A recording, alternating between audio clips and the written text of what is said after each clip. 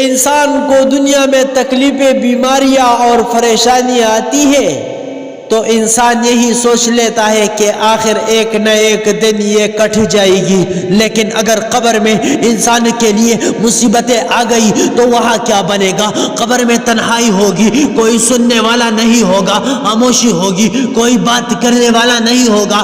ایک اچھے کپڑوں کے پہننے کی شوقین بہن ذرا قبر کے لیے لباس کفن کو بھی یاد کر لے۔ اے محفلوں میں بیٹھ کر مسکراہٹیں دینے والے، ذرا موت کے وقت خاموشی کو بھی یاد کر۔ اے دنیا کی لذتیں لینے والے، ذرا موت کی تکلیفوں کو بھی یاد کر لے۔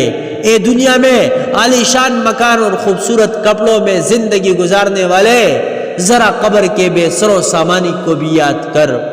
آج دنیا میں تیرے گھر ساز و سامان سے بڑا ہوتا ہے، پھر بھی سوچتے ہیں کہ ابھی میرے ضرورتیں زیادہ ہے اور سامان توڑا ہے، مگر قبر میں تو تیرے پاس سامان بھی نہیں ہوگا، وہاں تو فقط نیکیاں کام آئے گی۔